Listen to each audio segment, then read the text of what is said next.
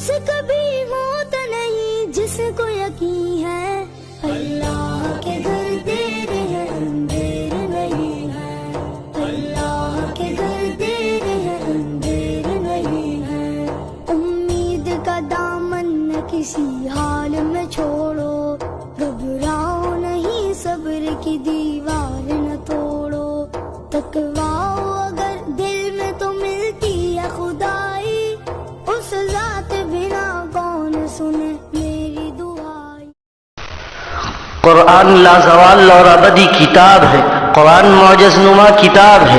नबी करीम सल्लल्लाहु अलैहि वसल्लम से पहले जितने भी अंबिया और रसूल इस दुनिया में आए और उनको जो मौजज़े दिए गए, उनको जो मौजज़े अता किए गए, उनमें से बाज़े मौजज़े तो वक्ती और फौरी थे, बाज़े मौजज़े ऐसे थे जो उन अंबिया की रुखसत के साथ साथ वो भी इस दुनिया से रुखसत हो गए।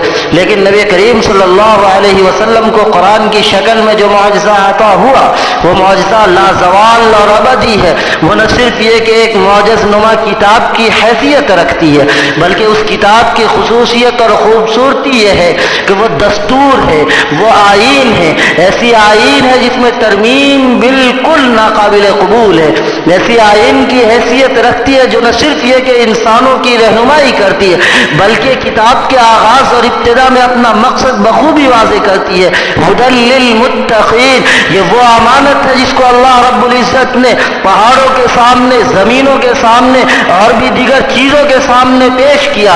कुरान की ज़बानी सुनिए, इन्ना अरज़नल अमानता अला समावाति वल अर्ज़ वल जिबाल, ज़मीन के सामने भी हमने इस बारे अमानत को पेश किया, आसमान के सामने भी इस बारे अमानत को हमने पेश किया, पहाड़ों के सामने भी इस बारे अमानत को हमने पेश किया। फ़अबैन अन यहमिलनहा, लेकिन उन्होंने न सिर्फ ये कि इनकार कर दिया बल्कि अपनी आजिज़ी जाहिर कर दी कि इस अमानत को हम उठा नहीं सकते, हमारा दोष और हमारा कंधा इस बात की इजाज़त नहीं देता कि अल्लाह रब्बुल इज़्ज़त की इस अमानत को हम अपने नातवा कंधे पर ढोए।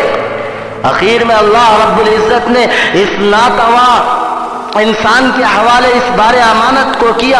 व अशफ़क़ना मिन्हा व हमलहल इंसान, इंसान ने इस बात की जिम्मेदारी ले ली कि इस बारे अमानत को मैं उठाऊंगा। कुरान दूसरी जगह कहता है लौ अनज़लना हाज़ल कुरआन अला जबलिन लरअयतहु ख़ाशिअन मुतसद्दिअन मिन ख़श्यतिल्लाह, कि नबी इस कुरान को अगर पहाड़ों पर नाजिल किया जाता तो आप देखते पहाड़ भी अल्लाह की हैबत और खशियत और खौफ की वजह से थर्रा,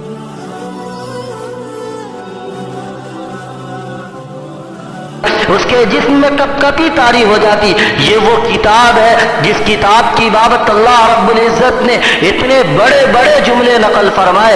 अल्लाह रब्बुल इज़्ज़त को तो देखिए कि जब इस किताब को नाजिल किया, इस किताब को जिस मुआशरे में नाजिल किया वो मुआशरा उन लोगों का था जिसको इस बात पर न सिर्फ ये कि नाज था कि बोलना हमें आता है, शेर गोई पर हमें कुदरत हासिल है, बल्कि वो अपने अलावा अपने मासवा सारी दुनिया के इंसानों को गूंगा समझते थे और अपने आप को अरब और दूसरों को आजम कहते थे कि इन्हें बोलना नहीं आता, इन्हें लिखना नहीं आता, इन्हें शेर गोई नहीं आती। अल्लाह रब्बुल इज़्ज़त ने उस मुआशरे में कुरान को नाजिल किया और न सिर्फ ये कि कुरान को नाजिल किया बल्कि चैलेंज भी साथ साथ दे दिया।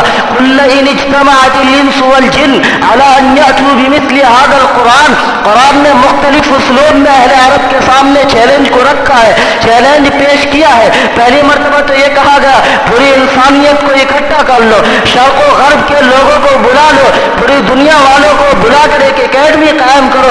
कुल इन इज्तमाअतिल इंसु वल जिन्न अला अन यअतू बिमिस्लि हाज़ल कुरान, और इस बात के लिए उन्हें तैयार करो, इस बात की उन्हें जिम्मेदारी दो कि वो कुरान की मिसाल पेश करे, कुरान जैसी किताब पेश करे। ला यअतून बिमिस्लि, वो इस जैसी किताब नहीं ला सकते हैं। वलौ काना बाज़ुहुम लिबाज़िन ज़हीरा, अगरचे एकेडमी बना ले, अगरचे वो एक दूसरे के मुआविन और मददगार हो जाए।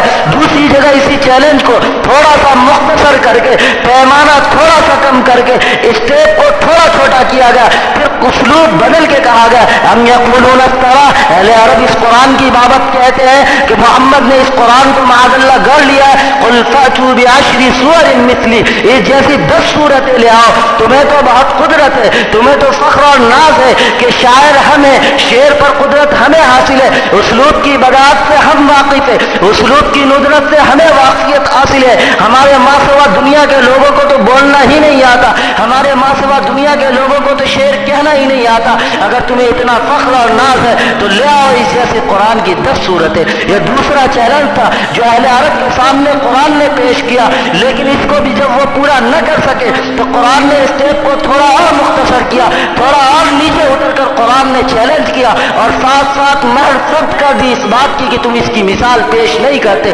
فَأْتُوا بِسُورَةٍ مِّن مِّثْلِهِ، اس جیسی ایک سورت لے آؤ. تم سے تو یہ نہیں ہو سکا کہ پوری کتاب لے آؤ، یہ بھی نہیں ہو سکا کہ 10 سورتیں لے آؤ، اس جیسی ایک سورت لے آؤ. فَأْتُوا بِسُورَةٍ مِّن مِّثْلِهِ، اور سنو وَادْعُوا شُهَدَاءَكُم مِّن دُونِ اللَّهِ، اپنے علاوہ کے لوگوں کو بلا لو، اکیڈمک بنا لو اور سارے لوگوں کی مدد حاصل کر لو اور اس امداد کے حصول کے بعد اس جیسی ایک سورت پیش کرو. لیکن اہل عرب سے یہ بھی نہ ہو سکا.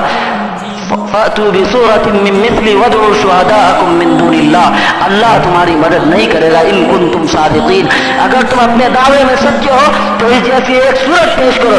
پھر آگے قرآن نے کہا فَإِن لَّمْ تَفْعَلُوا، اگر یہ نہ کر سکے میں پھر آگے سب کی وَلَن تَفْعَلُوا، ان سے یہ کام ہو بھی نہیں سکتا.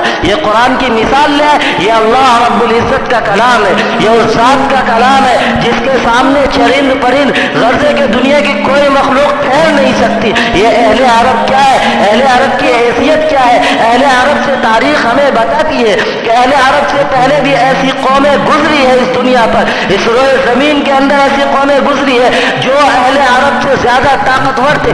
ان چیزوں میں خدا نے ان کو چیلنج دیا اور وہ اس سے قاصر رہے. اہل عرب کی کیا بات ہے، اہل عرب کی کیا حیثیت تھی.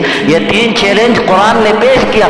سارا مکہ مبہوت ہو گیا، سارا مکہ عاجز ہو گیا اور قاصر ہو گیا کہ اس کی مثال پیش کر سکے. یہ وہ کتاب ہے جس نے ایک ایسی نئی نسل کو تیار کیا، جس نے پوری دنیا میں اسلام کے عالمگیر پیغام کو پہنچایا اور اس کی تربیت قرآن کے ذریعے کی گئی. کفار مکہ کو دیکھ لے کہ کفار مکہ کا اعلانیہ موقف قرآن نقل کرتے ہوئے کہتا ہے وقال الذین کفروا لا تسمعوا لهذا القرآن والغوا فیہ.